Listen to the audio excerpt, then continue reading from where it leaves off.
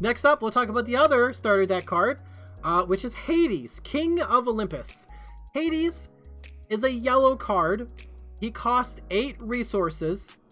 He has 6 attack and 7 defense. The guy has really great stats, but then it gets better. So he has 1.5 abilities. He is a Floodborn Villain King Deity.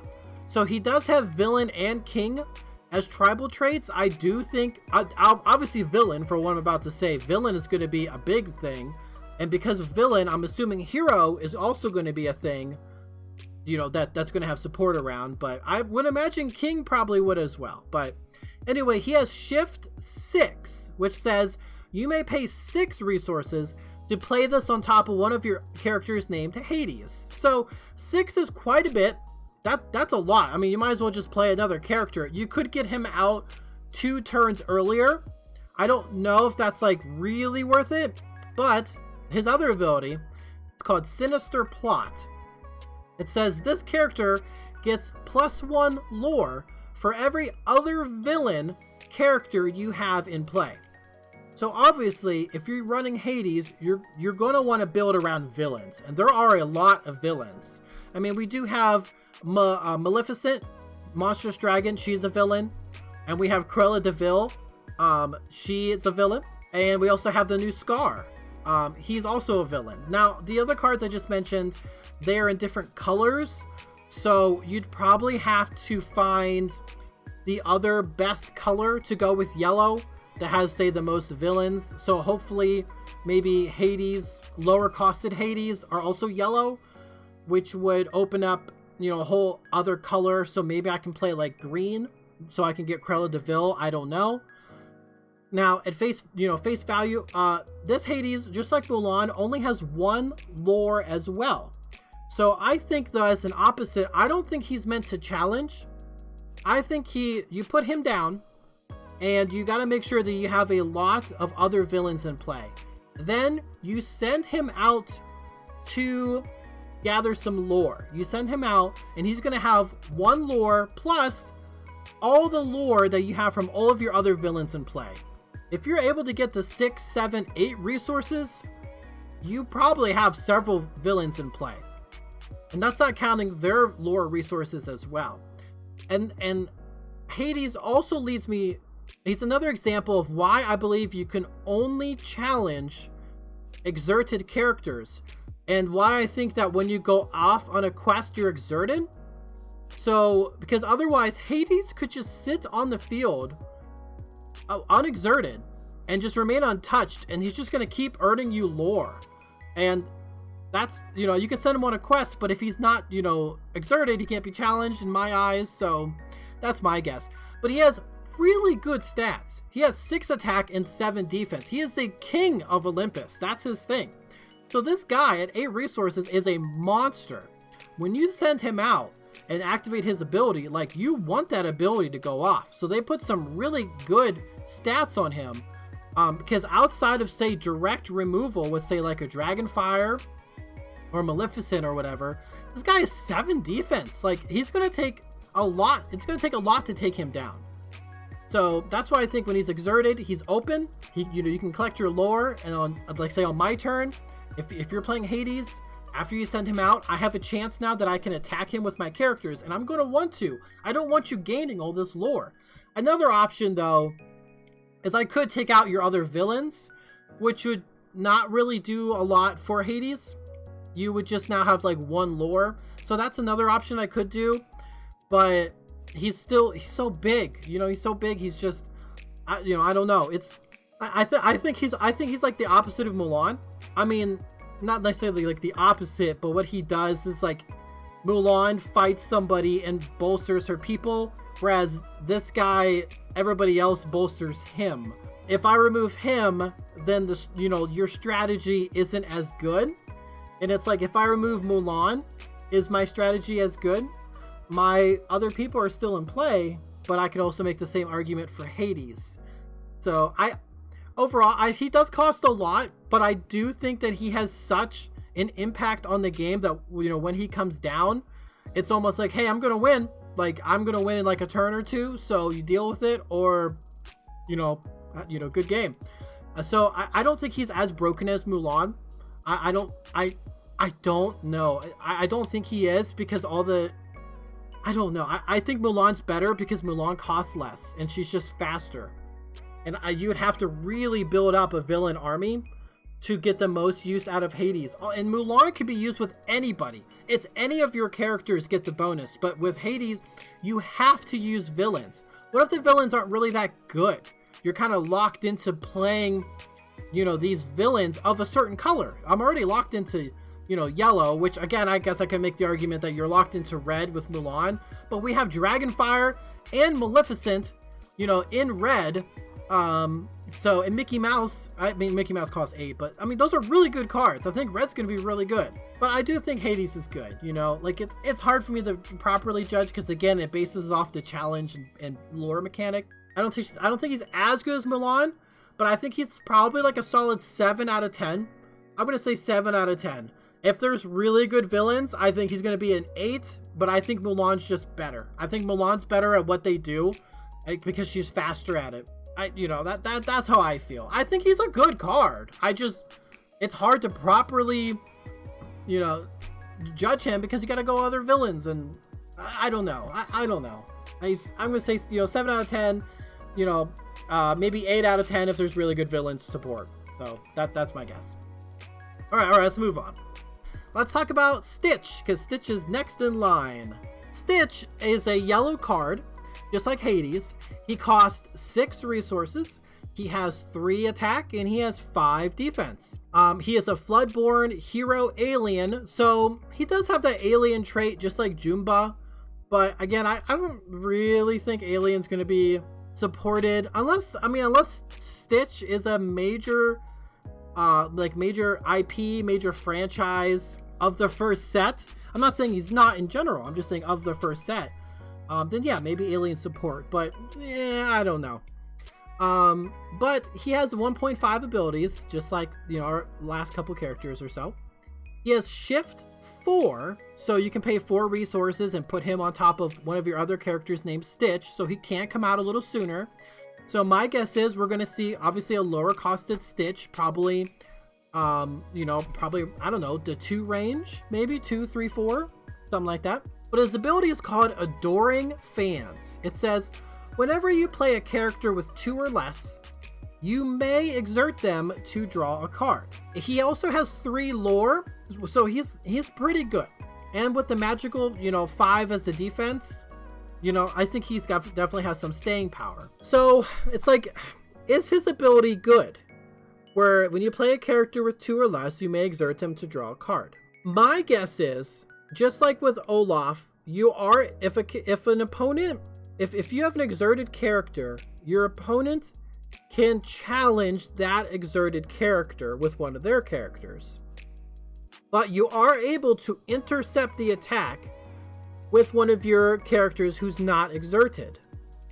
So Stitch can stay like unexerted or so, or maybe initially. You can play characters that cost 2 or less, exert them, and just draw cards, which is good. Drawing cards is good. It also says you may exert them, so you don't have to do it. Unlike Robin Hood, where you're forced to draw a card, this guy says when you play them, you may exert them. So you're doing a trade-off. You're like, do I want to exert this character to get an extra card? And maybe leave them open for my opponent to challenge. But you could play something like Cruella de Vil, whose ability says when they're challenged and banished, you may return chosen character to their opponent's hand. So would your opponent even want to challenge Cruella and get rid of her, even though she is, exerted and available? I don't know. I don't think so. You're probably going to want to play characters that either are expendable, low cost expendable like Olaf, just drop that 1 cost Olaf and get a card and not have a body on the field. And maybe I'm 1 step closer to my win because I just dug 1 card deeper into my deck. You could just play a bunch of, cheaper 1 costs as you build up. And actually, just looking at it, this actually might work well with Hades, King of Olympus. Now hear me out. Stitch can be the only you don't have to have a whole deck full of villains.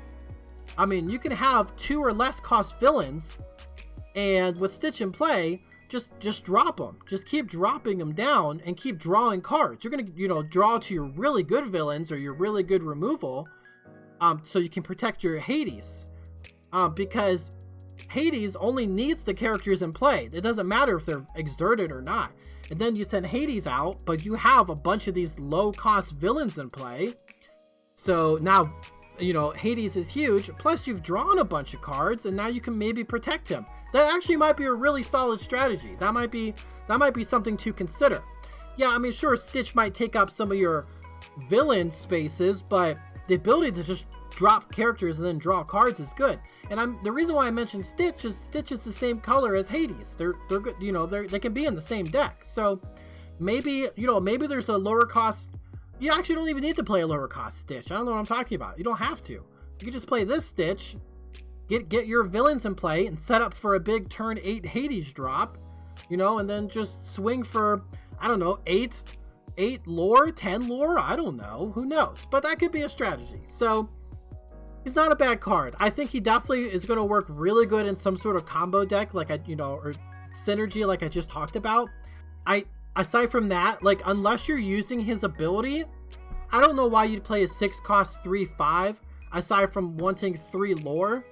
I think there's probably better, you know, there's probably better cards to play, but because I don't know if I necessarily want my 2 or less cost cards to come into play exerted unless I am specifically playing around that. So I think he's okay. You know, I'm gonna say he's like a 5 out of 10, but I think he definitely can be used in other decks, like I talked about with Hades, to really make use of him, which would probably boost him to like a 6 or 7. He could be like a core mechanic of a deck built around him, but just in some generic yellow deck, or like he could just be whatever.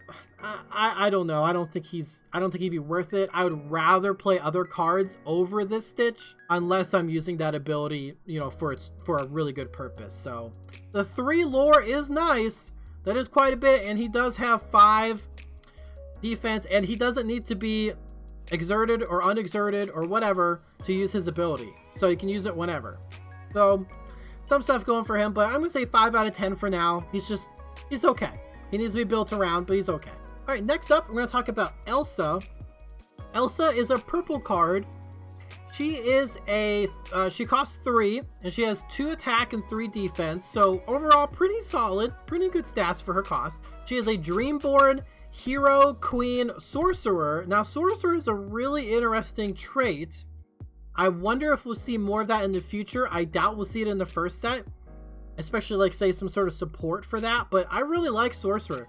Does Aurora have? No, she doesn't. Aurora doesn't. So not bad. I like it. She is a hero and a queen, and I'm almost positive we'll see a lot of hero support if we're going to see villain support with Hades. Anyway, she only has 1 ability. It's called Freeze. You can exert her, and then you can exert a chosen opposing character. She costs 1 lore, so it's like, okay, it's like whatever. And because she only costs 1 lore, I think you're going to be wanting to use her ability. So you can just exert an opposing character and then have your characters attack them for a challenge. That's what I think happens. I think that's what you're able to do. That's why I think that your characters are exerted when they go on a challenge, you know, because now they're available. I think you can only challenge exerted characters, or stuff like Hades, which is, you know, if I don't exert Hades but I'm still able to use the effect, like that's really good. You know, that's pretty good. If I send him on a lore quest and I don't exert him, how am I supposed to attack him? The only slight downside for ELSA is that when you tap her, or not tap her, when you exert her, you can't really use her. Like, she's in play, and like her sole purpose is mostly just going to be to lock down whatever your opponent's like most dangerous foe is. Or for example, if I'm playing against a Mulan deck with my ELSA, I'm going to want to be using my ELSA like every turn to try to take out Mulan or to stop Mulan. Or heck, even like on my opponent's turn, if my opponent's like, okay, I'm going to challenge with Mulan, I'll be like, no, you're not. And I'll exert my ELSA, and I'll be like, no, your Mulan is exerted, and sorry, but you're not challenging. And I'll be doing that like every turn because I don't want my opponent to win that way. So, you know, I think that's a thing. And I think that's pretty good. I think in a control deck like that, if you're using her for that effect, really good. Again, the downside is you're not really using her for much else. But, I mean, she has 3 defense, so in the early game, she is going to be sticking around for a while. But once you start getting into like 5-6 cost characters that really, like that are several of them in play, and your opponent's like, this ELSA needs to go. Well, she's probably going to be taken out in one shot. She will do a little bit of damage in return, but I think in the early game for sure, she's going to be a menace to deal with. I do think also late game, if your opponent, it's weird because like if you have multiples in play, or if your opponent ignores her, I think you're able to lock down some of your opponent's characters. But you also you put her down, and she has this sort of like what's called like a soft taunt, which means you put her down for 3 resources, and your opponent needs to deal with it, or they're gonna have a headache. Like this character is gonna be messing with their board, and even though it doesn't cost a lot. So I think she's pretty good in that regard. So I'm gonna give her, being purple, unlike Stitch, I think she could fit and use her ability into basically any deck that has purple. I think if you're playing ELSA, you would definitely make use of her ability. I think it is really good. I think it's a high 6, maybe solid 7. If, maybe a solid 7 if my assumption about you being able to only challenge like exerted characters is correct. That way you exert her and you can take something out. But sure, she's exerted in return, but that's the risk you take. So I think she's not bad. Especially like in a control deck, a solid 7 in a control deck. If you can be protected for a while, you can have a couple in play. Yeah, really annoying, really good. A 6 by herself, solid 7 in a control deck. That's my thing. That's what I'm going for. All right, next up, one of my favorite characters shown so far is the green card Cruella de Vil. She costs 2 resources. She has only 1 attack but 3 defense, so 3 defense, not bad for only costing 2. But she has this really great ability. It's called You'll Be Sorry. It says, when this character is challenged and banished, you may return chosen character to their player's hand. This is good on 2 levels, okay? She has 1 lore, so she's not bad. Like 1 lore, it's like, it's like for second, second turn, second resource, or 2 resources. Okay, that's fine.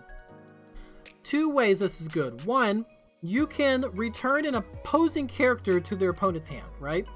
So that, they won't be able to use it. If there is some sort of like summoning sickness, I could bounce like my opponent's Mulan, or I could bounce my opponent's Hades, or Mickey Mouse, the evasive one, Brave Little Tailor, because maybe I can't challenge them.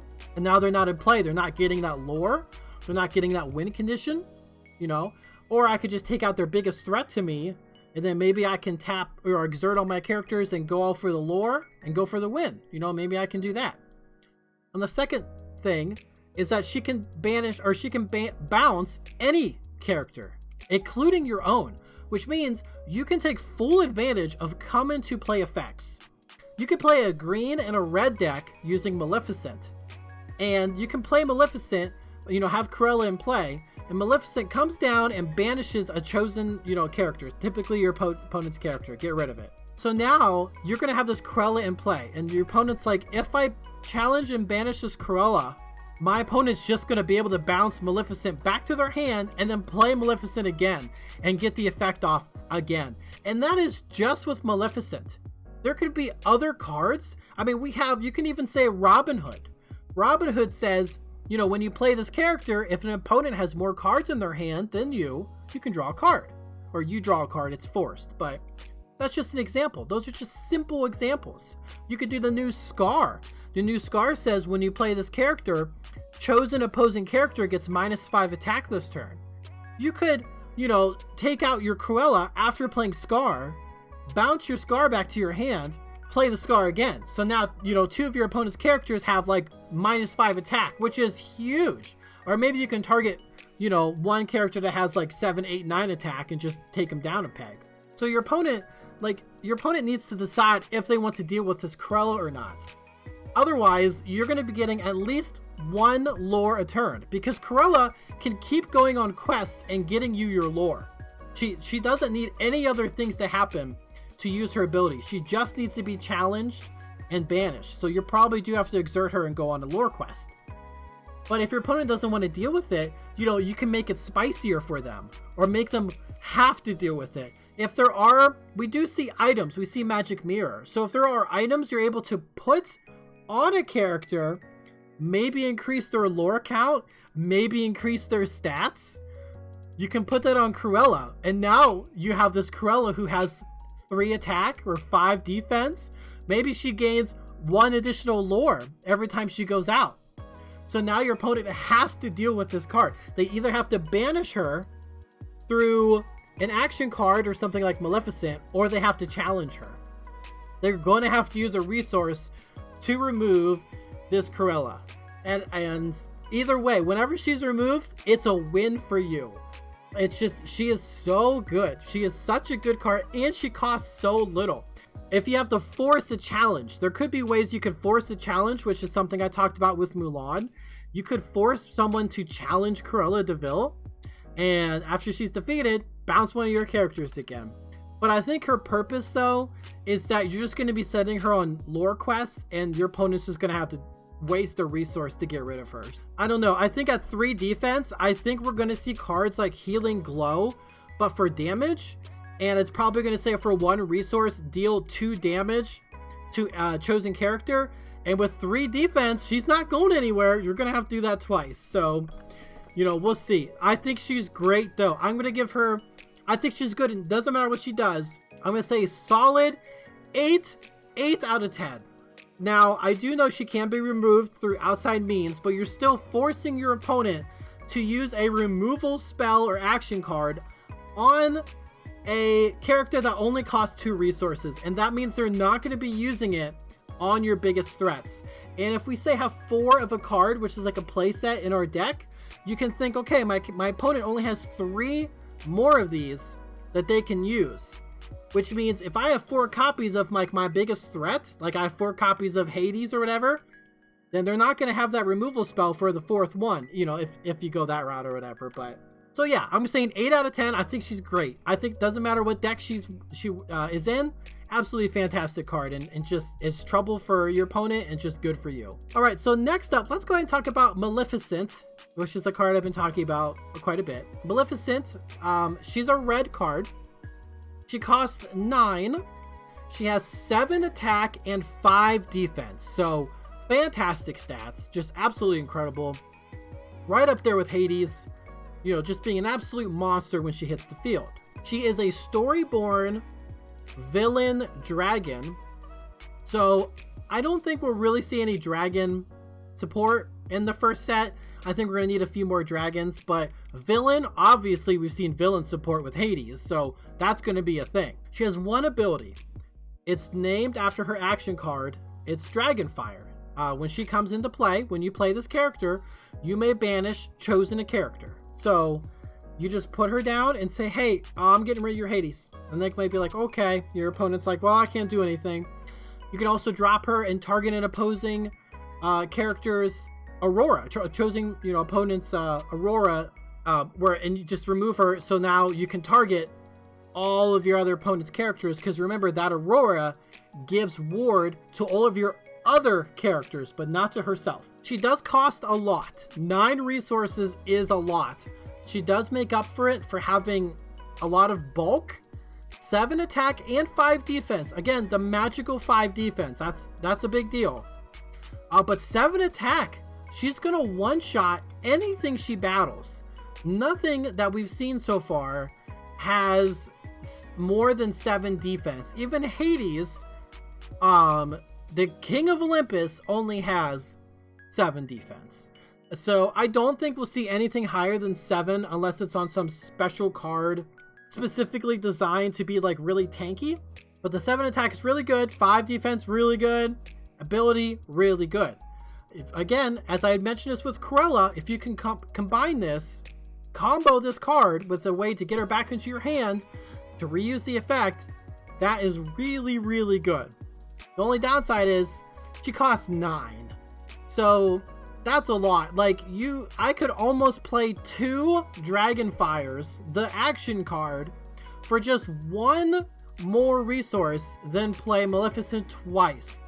I know if bouncing her, unless you get a discount, you know, unless you're able to play cards at a lower cost, bouncing her then playing her again is going to be difficult. Unless there are cards that you're able to repeatedly bounce your cards like once a turn, then she's essentially a reusable Dragonfire and you can have unlimited versions of her.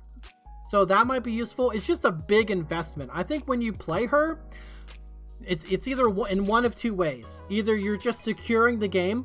You're like, hey, I just need to make sure I'm going to win on my next turn. I'm going to take out the biggest character you have left.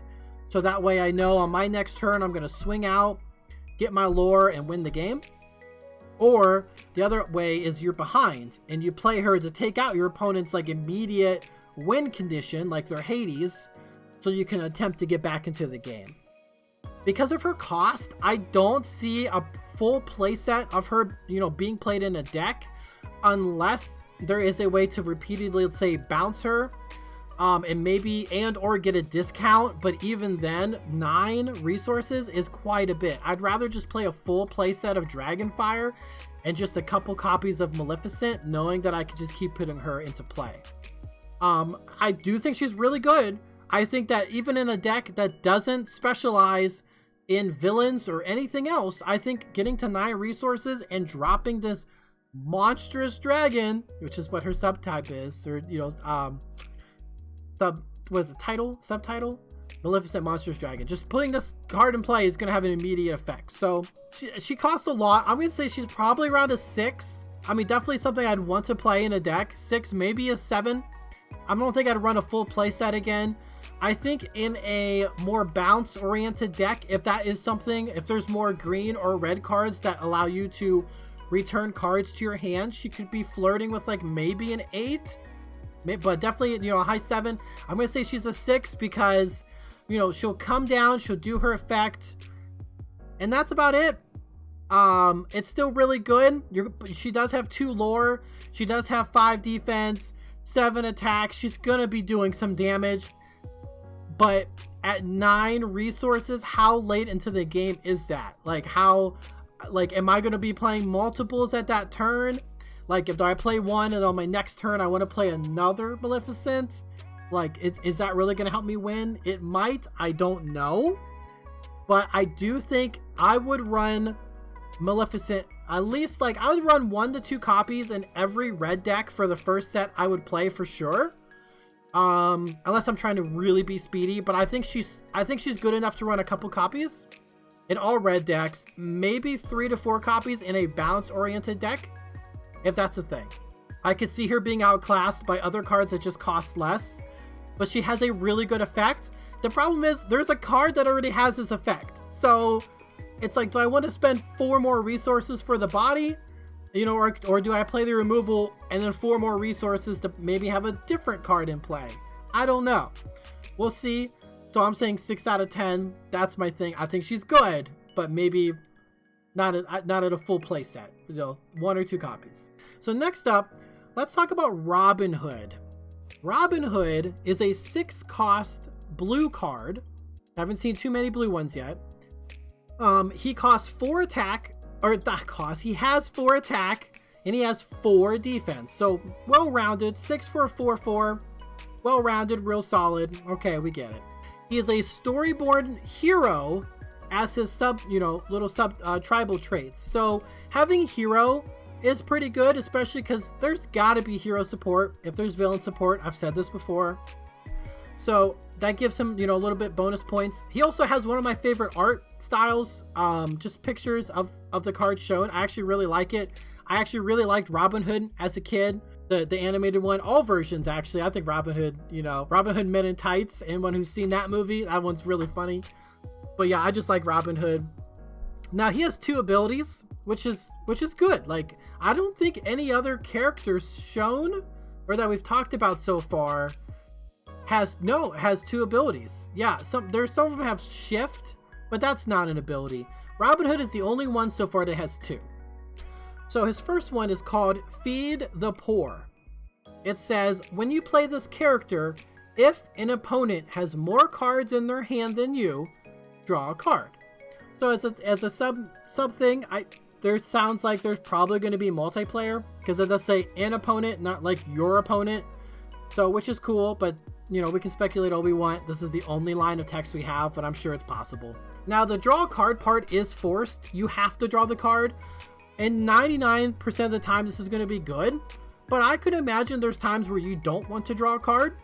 You know, maybe an opposing character has, whenever you draw a card, whenever an opponent draws a card, you know, deal 1 damage to all characters or target character. I don't know.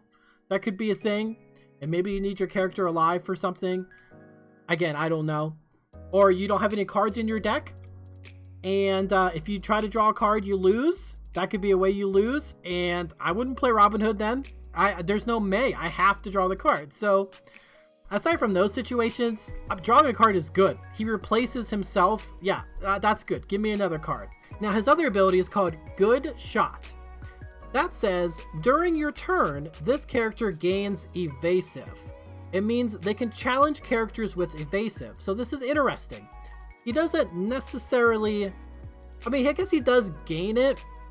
If he goes out, he doesn't have it inherently, right? So Mickey Mouse, Brave Little Tailor, has evasive. So when Mickey Mouse goes off on a lore quest, I have to have a character with evasive to challenge him, which means I can use Robin Hood.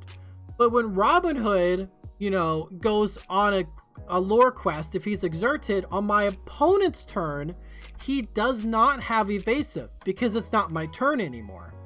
So he just has evasive on my turn, the active turn, so he can challenge opposing characters with evasive. I believe that is his gimmick.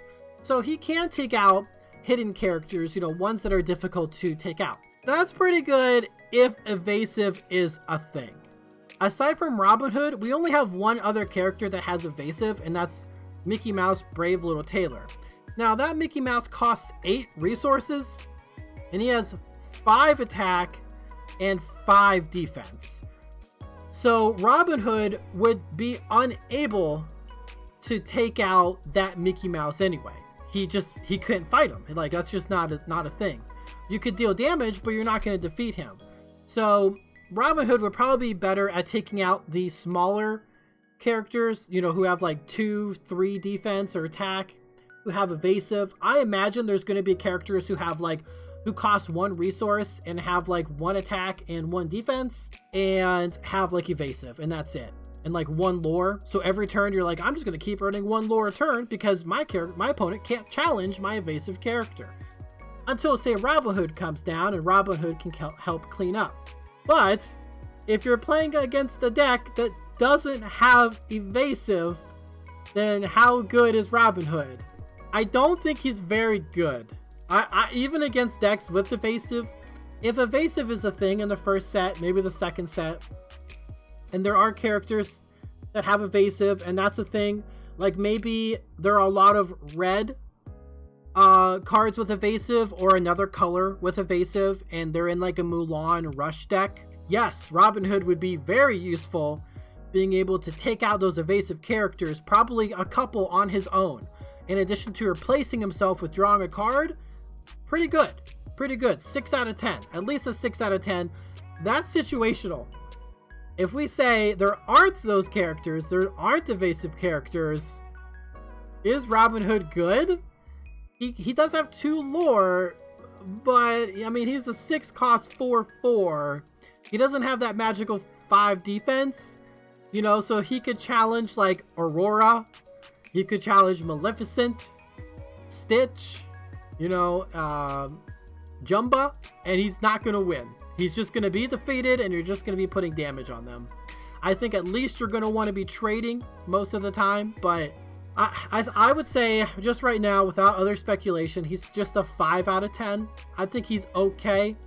I think if you put like 1 copy in a blue deck for maybe if you're worried about evasive characters, just a couple, sure, but he's just okay. I don't think he's bad. I think there's just I'd rather play Jumba. Jumba has 5 defense. Yeah, Jumba doesn't replace himself, but Jumba has the same lore count.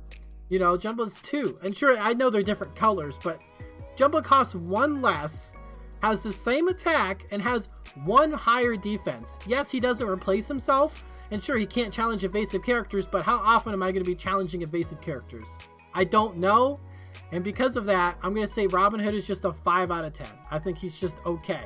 I don't really want to give cards below like a 5, because again, I don't know how to play and stuff, and I don't know all the cards, just basing it off what we see here. But like, if he's battling all the other characters I have, like I don't, if I had to pick a character from this whole list, I'm not going to be picking Robin Hood. He's not high. He's probably my last pick, maybe second to last. I don't think I'd pick Stitch, to be honest with you. But yeah, I think he's just 5 out of 10. I think he's okay. 4 attack, 4 defense, sure. 2 lore, okay, I'll take it. You give me a card, cool, and then that's it. So 5 out of 10.